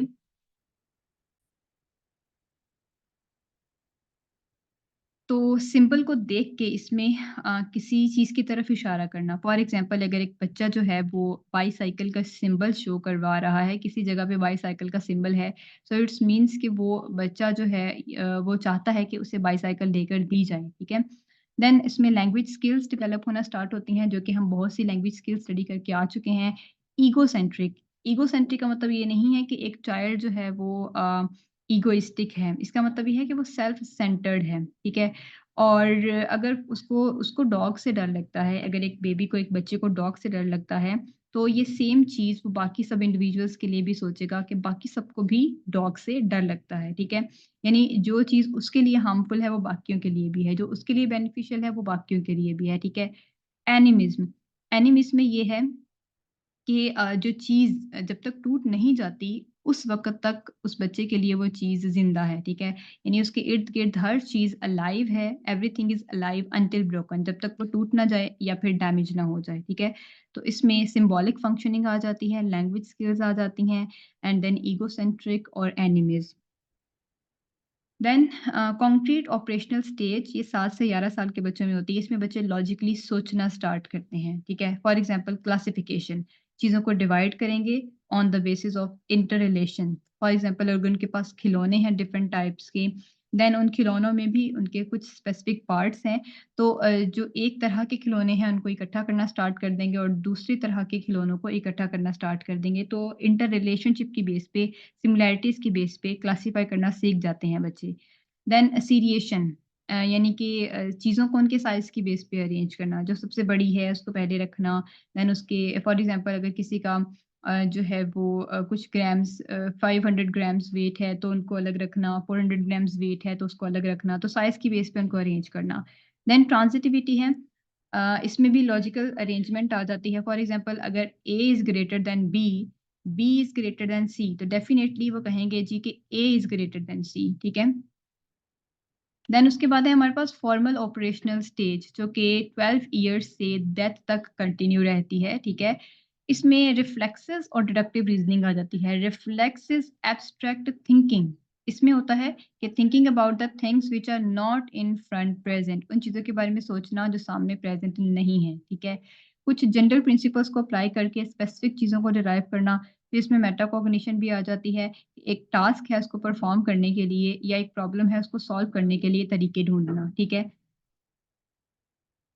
देन है जी हमारे पास Erikson theory of psycho social development. तो Erikson theory of psycho social development जो है, it was presented by Erik Erikson that was a German born American psychologist और 1902 से 1994 उनका जो है वो लाइफ स्पैन है, ठीक है? तो there are 3 aspects of the identity according to Erikson. The first one है जी ego identity, then personal identity and social cultural identity. हमारे पास जो है वो एरिक्सन ने हमें 8 लेवल्स प्रोवाइड किए हैं आइडेंटिटी के। फर्स्ट वन है ट्रस्ट वर्सेस मिसट्रस्ट।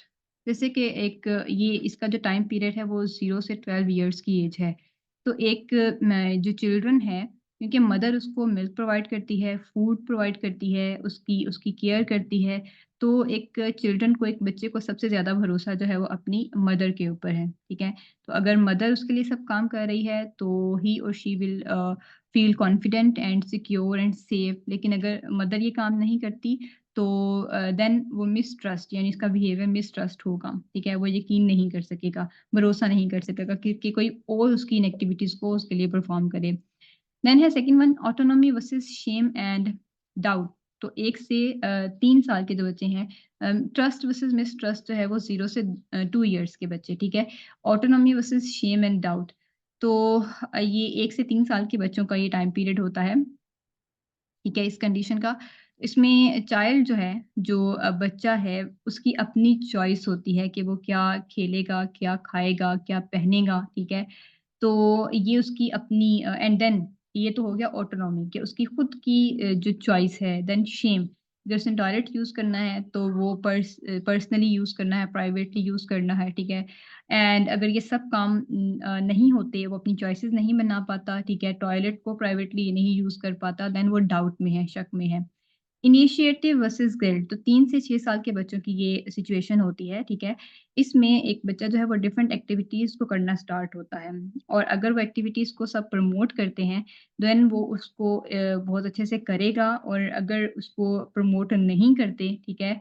तो देन वो गिल्टी फ़ील करेगा। फॉर एग्ज़ाम्पल अगर एक बच्चा जो है वो कोई स्पेसिफिक वर्ड बोलना स्टार्ट करता है, ठीक है? या अपना खिलौना जो है वो उसको ज़मीन पर रख कर उसे मारना शुरू करता है या फिर उससे वो क्राउलिंग करना स्टार्ट करता है। तो अगर उसके पेरेंट्स, उसकी बहन-भाई उसको प्रमोट करेंगे, ठीक है? उसे देखकर हैप्पी होंगे, देन वो उसके लिए ठीक है, गुड एक्टिविटी है, अदरवाइज़ वो गिल्टी फ़ील करेगा। इंडस्ट्री वर्सेस इंफीरियॉरिटी, ठीक है? तो child loves to work at his own, उसको अपने सारे काम मुकम्मल खुद करना ये अच्छा लगता है। ये 6 से 12 साल के बच्चों की आदत होती है। फॉर एग्ज़ाम्पल स्कूल गोइंग बच्चे हैं तो जो एक गर्ल है वो अपनी डेली अपने बालों में कंघी यानी कॉम्ब खुद करती है, ठीक है? अपने बाल खुद बनाती है एक गर्ल, तो उसमें वो कंफर्टेबल फ़ील करती है। अगर वो ये काम डेली अपना खुद करेगी, अपना ये टास्क खुद परफ़ॉर्म करेगी, तो देन वो उसके लिए सुपीरियॉरिटी है, वो इंडस्ट्रियस है, वो मेहनती है, वो अपना काम खुद कंप्लीट कर रही है। लेकिन अगर उसे ये काम नहीं करना दिया जाएगा, उस पे इम्पोज़ की जाएगी अपनी मर्ज़ी, ठीक है? देन उसके लिए इन्फीरियॉरिटी है, वो कंफर्टेबल ज़ोन में नहीं होगी। Then identity versus role confusion, 12 से 20 साल के बच्चों का ये टाइम पीरियड होता है कि वो अपना फ्यूचर देखना शुरू करते हैं। फ्यूचर में के गोल्स और एम्स को सेट करना शुरू करते हैं, ठीक है? कि उन्हें क्या करना है आगे जाके। फॉर एग्ज़ाम्पल अगर कोई जो चाइल्ड है, वो डॉक्टर बनना चाहता है, टीचर बनना चाहता है इन फ्यूचर, ठीक है? तो उसके लिए वो ऐसे ही मेहनत करना स्टार्ट कर देगा और अपने आप को उस स्टेट पे रख के सोचना शुरू कर देगा। अगर उसको जो है और ये चीज़ हो गई आइडेंटिटी। दूसरा है रोल कन्फ्यूजन कि some time with the passage of time जब बड़े होते जाते हैं, तो फिर 2 से 3 तरह के गोल्स जो हैं वो आपकी आड़े आ जाते हैं। आपको 2 से 3 तरह के गोल्स आपके सामने रखे जाते हैं एंड देन आपको उसमें से कोई एक चॉइस पिक करने के लिए कन्फ्यूजन फील होती है। देन इंटीमेसी वर्सेस आइसोलेशन, तो 20 से 45 साल 20 टू 45 ईयर्स के जो इंडिविजुअल्स हैं, वो इस फेज़ से गुज़रते हैं। इंटीमेसी कि इनका रिलेशनशिप डेवलप होना स्टार्ट हो जाता है विद फ्रेंड्स, फैमिली, ठीक है? फिर इनका कॉन्फिडेंट डेवलप होता है और अगर ऐसा ना हो, वो इन सबके साथ अच्छा रिलेशनशिप डेवलप नहीं कर पाएँ, देन वो अकेले जो है वो आइसोलेशन ज़ोन में चले जाते हैं। जनरेटिविटीज़ एंड स्टैग्नेशन, तो इसमें हमारे पास अब ये 45 टू 65 इयर्स का जो टाइम पीरियड है, वो है जिसमें एक इंडिविजुअल जो है अब उससे पेरेंटिंग कैसे करनी है, ये आ जाता है। बच्चों को की रेज़िंग, उनकी परवरिश कैसे करनी है, ठीक है? अपना करियर कैसे एस्टेब्लिश करना है और सोसाइटी में मोर प्रोडक्टिव रोल कैसे परफ़ॉर्म करना है, ये सब है, ठीक है? और अगर ऐसा नहीं होता, देन वो स्टैग्नेशन की फ़ेज़ में है। तो previous one generativity and after that अगर ऐसा नहीं हो तो stagnation. Then integrity versus despair, तो 65 से जो ऑनवर्ड की एज है, अगर एक प्रीवियस एक्सपीरियंसेस या उसकी जो टास्क्स हैं, ठीक है, उनकी वजह से इंडिविजुअल सक्सेसफुल रहा है, उसकी तमाम एक्टिविटीज़ उसने सारे गोल्स अचीव कर लिए हैं, तो इंटेग्रिटी है। अगर नहीं किए तो ये डिस्पेयर यानी उससे वो डिप्रेस हो जाएगा। देन है जी विगॉट्स्की थ्योरी ऑफ सोशल और सोशो कल्चरल कॉग्निटिव डेवलपमेंट। ये हमारे पास जो है रशियन साइकोलॉजिस्ट था 1896 से 1934 इनका टाइम पीरियड है और इन्होंने हमें कुछ बेसिक थीम्स प्रोवाइड किए हैं। एक तो है role of social interaction in cognitive development, ठीक है? तो इसमें हमारे पास क्या होता है कि एक बच्चा जो है वो दूसरों का बिहेवियर देखता है एंड देन उसको खुद पे अप्लाई करने की कोशिश करता है। मोर नॉलेजेबल अदर, इसमें कोई गाइड गाइड करने वाला या कोई ट्यूटर उस इंडिविजुअल उस चाइल्ड के पास होगा जो उसको डिफरेंट टास्क परफॉर्म करने के लिए गाइड करेगा, उसे राह दिखाएगा, ठीक है? And then zone of proximal development. Zone of proximal development में ये है कि एक ट्यूटर और गाइड करने वाले पर्सन की प्रेज़ेंस में अपने टास्क्स को अच्छे से परफॉर्म करना, ये ज़ोन ऑफ प्रॉक्सिमल डेवलपमेंट है। फॉर एग्ज़ाम्पल, अगर एक ट्यूटर और गाइडर मौजूद है, वो बच्चे को सिखा रहा है कि उसने दरख्त की चढ़ाई कैसे करनी है, क्लिंबिंग कैसे करनी है। तो बच्चा जो है वो ट्री क्लिंब कर लेगा, ठीक है? स्कैफोल्डिंग स्कैफोल्डिंग जो है बेसिकली इसका मतलब होता है कि सपोर्ट और असिस्टेंस यानी मदद प्रोवाइड करना चिल्ड्रन को, बच्चे को कि वो किसी भी टास्क को लर्न कर सकें। देन है जी कोलबर्ट्स थ्योरी ऑफ मोरल डेवलपमेंट। तो कोलबर्ट जो है अमेरिकन साइकोलॉजिस्ट था, 1927 से 1987 में इन्होंने ये थ्योरी जो है वो पेश की। इसने 3 लेवल्स ऑफ मोरल डेवलपमेंट हमें प्रोवाइड किए। तो फर्स्ट वन है प्री कन्वेंशनल जो कि 4 टू 10 इयर्स की एज तक का है और इसमें फर्दर 2 स्टेजेस आती हैं, ठीक है? Obedience and punishment, self interest and orientation. Then conventional stage है 10 टू 13 इयर्स की एज के जो इंडिविजुअल हैं उसको फेस करते हैं। इसमें भी फर्दर 2 स्टेजेस होती हैं, interpersonal orientation, law and order orientation. Then post conventional है 13 एज से ऑनवर्ड जो 13 से ऑनवर्ड जो एज है इसमें इंडिविजुअल्स अप्लाई करते हैं। उसकी फर्दर 2 स्टेजेस हैं, social contract orientation and universal principle orientation. इनको अब हम डिटेल में डिस्कस करते हैं। ओबीडियंस एंड पनिशमेंट ओरिएंटेशन, तो इसमें जो इंडिविजुअल्स हैं ओबीडियंस एंड पनिशमेंट ओरिएंटेशन यानी जो चाइल्ड है ये ओबीडिएंट हो जाएगा वो काम जो कि इसके लिए अच्छे हैं और जिनमें इसको पनिशमेंट नहीं मिलेगी, उनको प्रोवोक करना, उनको प्रमोट करना स्टार्ट कर देगा, ठीक है? सेल्फ इंटरेस्ट ओरिएंटेशन के जो एक्टिविटीज़ एक बच्चा खुद लाइक करता है उनको जो उसके लिए बेनिफिशियल हैं, उनको अडॉप्ट करना स्टार्ट करता है। इंटरपर्सनल ओरिएंटेशन और गुड बॉय, गुड गर्ल यानी अगर जो है वो एक बच्चे ने एक काम किया है, ठीक है? और फॉर एग्ज़ाम्पल कोई गैजेट बनाया है घर में, ठीक है? उसने कुछ करने के लिए तो वो गैजेट अपने घरवालों को दिखाएगा, फैमिली मेंबर्स को। अगर वो उसको अप्रूव करते हैं कहते हैं कि भई बहुत अच्छा काम किया आपने, देन वो उसके लिए अच्छी चीज़ है, ठीक है? ही विल फील गुड, ही और शी विल फील गुड। अगर नहीं इसको प्रमोट किया देन वो कंफर्टेबल ज़ोन में नहीं होगा। लॉ एंड ऑर्डर ओरिएंटेशन में होता है कि अ, हमें जो चाइल्ड है वो लॉज़ को ओबे करना, उनकी पैरवी करना स्टार्ट करेगा क्योंकि उसे पता है कि अगर लॉ को अवॉइड किया तो वो गिल्टी फ़ील करेगा, उसे पनिशमेंट दी जाएगी। सोशल कॉन्ट्रैक्ट ओरिएंटेशन में इसमें जो है वो डिफरेंट अपनी राय देना, ठीक है? और डिफरेंट बिलीफ्स जो होते हैं अकीदे हैं हमारे सराउंडिंग्स में उन सब पे बिलीव करना, इन सब चीज़ें ये सब चीज़ें इसमें इन्वॉल्व होती हैं। देन है जी ब्रॉनफेन बर्नर्स लॉजिकल थ्योरी। तो इनकी थ्योरी के हमारे पास 5 लेवल्स हैं। फर्स्ट है माइक्रो सिस्टम। तो माइक्रो सिस्टम में एक चाइल्ड का डायरेक्ट कांटेक्ट है विद अदर्स, और वो बाकी लोग कौन से होंगे जिनके साथ उसका डायरेक्ट कांटेक्ट है, वो उसके अपने पेरेंट्स, उसके फ्रेंड्स, टीचर्स, ठीक है। मीजो सिस्टम में, माइक्रो सिस्टम में जो चाइल्ड का इंटरेक्शन जिन लोगों के साथ था, अब उनका आपस में इंटरेक्शन है, ठीक है। यानी पेरेंट्स का टीचर्स के साथ इंटरेक्शन, ठीक है। एक्सो सिस्टम में एक्सोसिस्टम में ये जो है ये एक ऐसा लेवल है जिसमें एक चाइल्ड का इसमें कोई पार्टिसिपेशन या कोई रोल नहीं होता। उसको इससे उसको जो है वो इससे सिर्फ़ इस पॉइंट ऑफ व्यू से बेनिफिट होता है कि उसकी डेवलपमेंट के ऊपर ये रोल परफ़ॉर्म करेगा। जैसे कि फादर की प्रमोशन है, ठीक है? तो फादर की प्रमोशन का चाइल्ड से कोई लेना-देना नहीं है, लेकिन हाँ, फादर की प्रमोशन का चाइल्ड की डेवलपमेंट के ऊपर एक अच्छा असर होगा। मैक्रो सिस्टम में कल्चरल एनवायरनमेंट, इसमें पॉलिटिकल सिस्टम, इकोनॉमी, यानी इसमें अब हमारे पास इकोनॉमिक सिस्टम आ जाता है, गेन्स एंड बेनिफिट्स, ठीक है। और देन हमारे पास कल्चरल वैल्यूज़ आ जाती हैं, उनको ओबे करना, पॉलिटिकल सिस्टम उनको देखना, ठीक है। देन हमारे पास क्रोनो सिस्टम, तो ये चेंज है in human beings with the passage of time, कि एनवायरनमेंट में चेंज और उसको अडॉप्ट करते हुए इंडिविजुअल के बिहेवियर में चेंज। फॉर एग्जांपल, अगर उसके एनवायरनमेंट में, उसकी फैमिली में शादी हो रही है, ठीक है, डेथ हो रही है, बर्थ हो रही है, डाइवोर्स हो रही है, तो इन सब चीज़ों का उसके ऊपर इफ़ेक्ट है। ये 5 लेवल्स हैं एनवायरनमेंट के, micro system, meso system, exo system, macro system and chrono system, जो कि इंडिविजुअल की डेवलपमेंट में रोल परफॉर्म करते हैं। देन हमारे पास कुछ थ्योरीज़ हैं लर्निंग की। First behavioural theories of learning है, और इसमें क्लासिकल कंडीशनिंग और ऑपरेंट कंडीशनिंग है। क्लासिकल कंडीशनिंग की अगर हम बात करें तो जो 2 चीज़ें हैं, ठीक है, दैट कॉमनली अकर टुगेदर, तो इसमें appearance of one will bring the other to mind, यानी हमारे पास 2 काम इकट्ठे हो रहे हैं, ठीक है, और उसमें से एक अगर पहले एक्सप्रेस हो जाता है तो दूसरा उससे रिलेट करेगा। जैसे कि नर्स को देखकर इंजेक्शन या पेन का माइंड में आना, ठीक है? तो इसके ऊपर एक्सपेरिमेंट किया था पावलोव ने।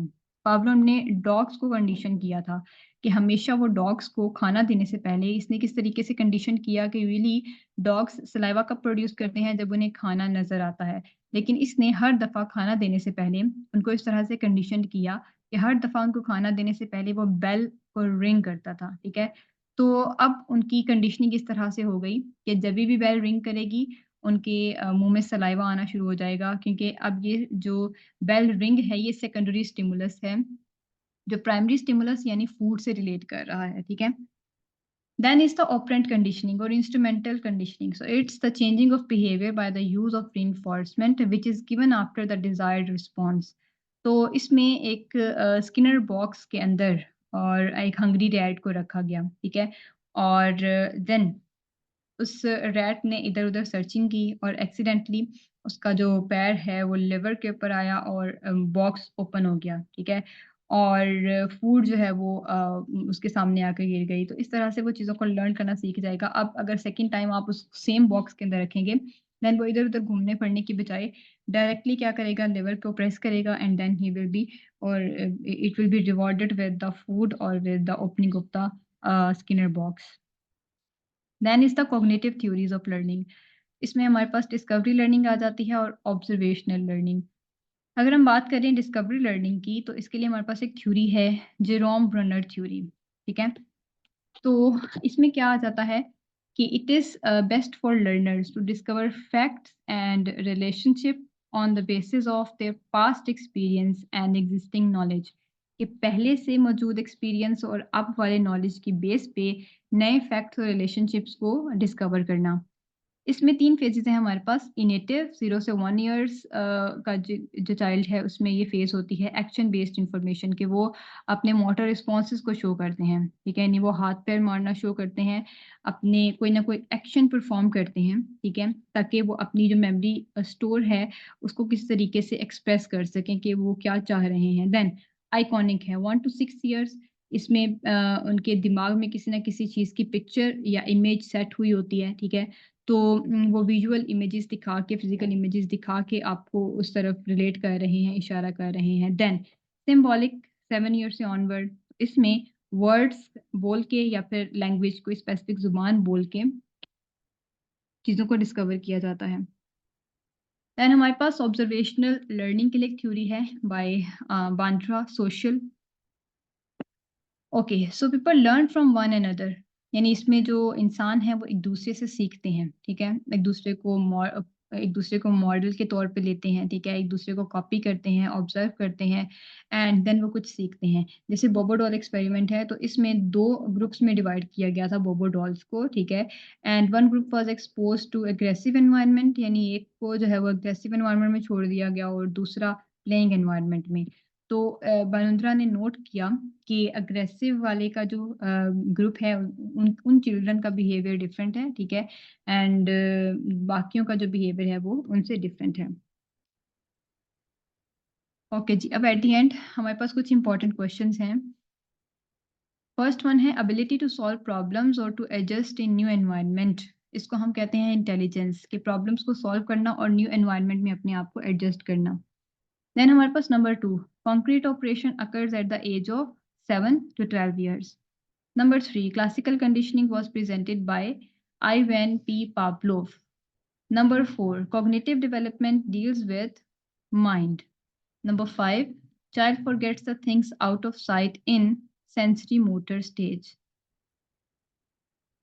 Number 6, according to behaviorism, which one is important for change in behavior? तो environment जो है उसका behavior को change करने में important role है। Number 7, according to humanistic approach, nature of man is creative. इंसान creative है, वो हर आए दिन कुछ ना कुछ नया सीखता है। Number 8, the meaning of word psychology is study of soul. Number 9, in cognitive development, adolescence is being of emotional development, ठीक है? तो एडोलेसेंस यानी जवानी, उसमें इमोशनल डेवलपमेंट जो है वो स्टार्ट हो जाती है। Number 10, first intelligence test was developed in 1905। Number 11, interest, attitude, appreciation, skills, and achievements. These are all 5 products of learning. Okay. Number 12, the process of adaptation in plagiation cognitive development theory is assimilation and accommodation. तो हमारे पास पियाजे की जो cognitive development theory थी, उसमें assimilation and accommodation ये 2 parts हैं adaptation के। Number 13, the learning method that is associated with observing of behavior of others is called learning by imitation, कि किसी को देख के modeling के तौर पे कुछ सीखना। Number 14, perception and attention play major role in long-term memory. Number 15, translation of concrete experiences, development of logical thinking are given by Piaget. Number 16, cognitive learning theory was presented by Brunner. Number 17, the word moral is derived from the Latin word mos. Mos means the manner, the custom, the habit. ठीक है, तो mos का मतलब होता है manner, custom, habit, कोई आदत, ठीक है? Number 19, stimulus that strengthens the response of an organism. इसको हम कहते हैं reinforcement, यानी ये consequence है। Number 20, guidance should be emphasized because it helps pupils to help himself. Number 21, which of the following learning mechanism does P.F. Skinner see as being the major means by which behavior is learned? Operant conditioning. Number 22, during the second year of life, toddlers begin to take some personal responsibility of feeding, dressing, bathing, and in an attempt to establish what Erikson calls a sense of autonomy. तो ये autonomy है कि उन्हें अपना सब काम खुद करना है, खाना, पीना, खेलना, ठीक है? Number 23, in which of the following cases would you expect to find the greatest similarity in IQ between the between non-twin siblings? Okay, an organized cluster of knowledge about a particular object or sequence of events is called as the schema. यानी ये हमारे पास basic unit of thinking है. Number 25. After repeated pairings of a tone with meat powder, Pavlov found that a dog will salivate when the tone is presented. Salivation to the tone is conditioned response. Number 26. A form of communication based on a system of symbols is called language. Number 27. The way words are combined to form acceptable phrases and sentences. इसको हम कहते हैं morphology. Number 28, an individual perceives the things as a whole and not as a mere collection of its constituents. तो इसको कहते हैं जी star psychology, यानी एक चीज को मुकम्मल तौर पे समझना, ठीक है। Number 29, Bronfen Bruns theory consists of environmental systems. 5 systems हैं हमारे पास इस theory के। Number 30, approach of psychology that focuses on the analysis of components of consciousness is structuralism, ठीक है। तो ये हमारे पास complete 30 questions हैं जो कि आपके पास पेपर से लिए गए हैं। So it was all about today's topic, ठीक है, educational psychology। इसका मटेरियल बीएड, एमएड और एमए एजुकेशन की बुक से लिया गया है और एम के प्रिपरेशंस के थ्रू लेक्चरर्स, हेडमास्टर्स और एजुकेटर्स एसएसटी की प्रिपरेशन करवाई जाती है। पेडागोजी के पोर्शन की प्रिपरेशन के लिए अलग से सेशंस कंडक्ट करवाए जाते हैं। बहुत से सेशंस कंटिन्यू हैं एंड बहुत से सेशंस जो हैं they are going to start at the start of this month. So आप उन सब में रजिस्टर कर सकते हैं फॉर द प्रिपरेशन, और रजिस्ट्रेशन के लिए आप फर्स्ट जो स्लाइड है उसके ऊपर कॉन्टैक्ट दिया गया है, उस पे कांटेक्ट कर सकते हैं। ओके, तो इंशाल्लाह हम हाजिर होंगे for the next time with next video with a different topic. So until then अपना बहुत सारा ख्याल रखिएगा। अल्लाह हाफिज़।